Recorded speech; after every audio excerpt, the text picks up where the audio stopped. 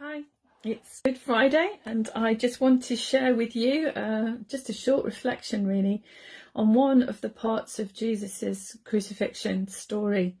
It's a story that is told in Luke's Gospel where two thieves, or criminals, I think would be the better word, are crucified, one either side of Jesus.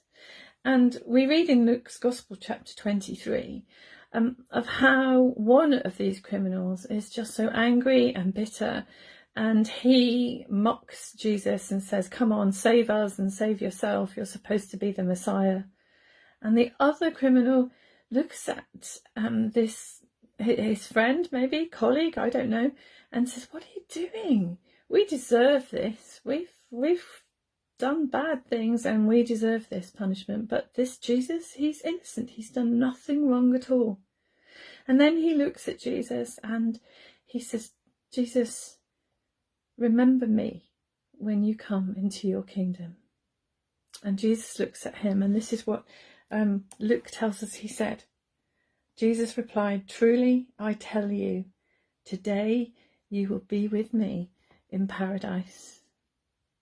I love this story. This guy who is being brutally honest with himself, perhaps maybe for the first time in his life, ironically, as he's dying. He knows that he has done really bad things.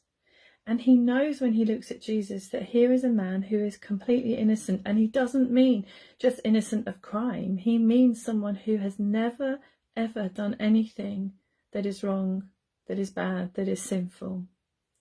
And he's got this insight into something that the Bible says to us is a truth. That Jesus, who was without sin, became sin so that those of us who are sinners might be free from the consequences of sin. That's what this cross is all about. Jesus taking on himself the consequence of our sin, which is death. And by his death, conquering death, so that death does not have the last word. I love it because I think this is a story that is really helpful and hopeful for this time. I've had many conversations in recent weeks because of the COVID-19 crisis with people who are seriously wondering, is this it? Perhaps it's the end of the world, or is this it? Maybe I'll catch the virus and die. I've had conversations with people whose loved ones are in hospital, and it's terrible because you can't go and visit, you can't hold their hands, and many of them are dying. And lots of people are wondering, is this it? This story of the two criminals next to Jesus, it kind of places a choice in front of you, doesn't it? Do you want to be the mocker, the one who scoffs, the one who can't take Jesus seriously, who think it's all rubbish, who can't be honest about the way in which their own behaviour has brought this consequence to him? Or are you going to be like the thief, the criminal, the one who says, hang on a minute, I kind of deserve this, but Jesus doesn't. What's going on here? He saw in Jesus a way to eternity. He saw in Jesus the promise of paradise, and he took it. And who can blame him?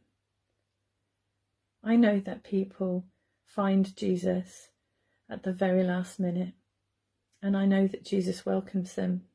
And that's my prayer for so many people who live their lives without him, who live their lives like the first thief, perhaps, the first criminal, and who have turned their back on God. I really believe that in the last moments of their lives, God speaks to them.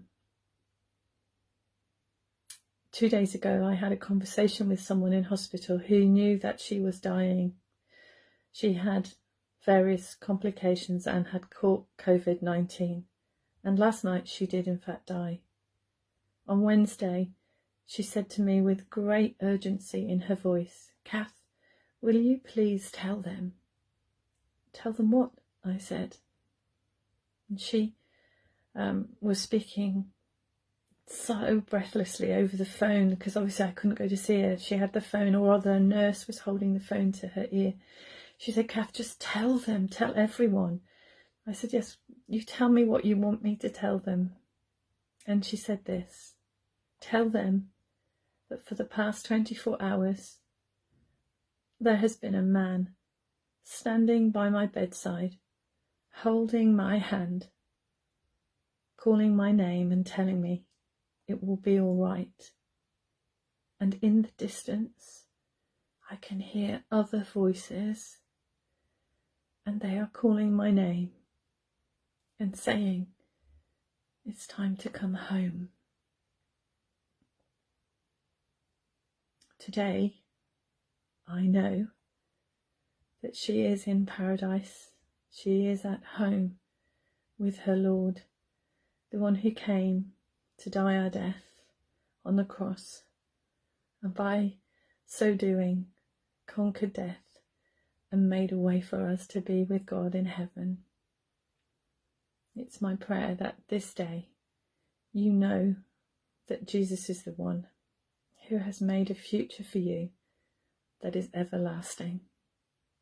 That's why today is a Good Friday. Amen.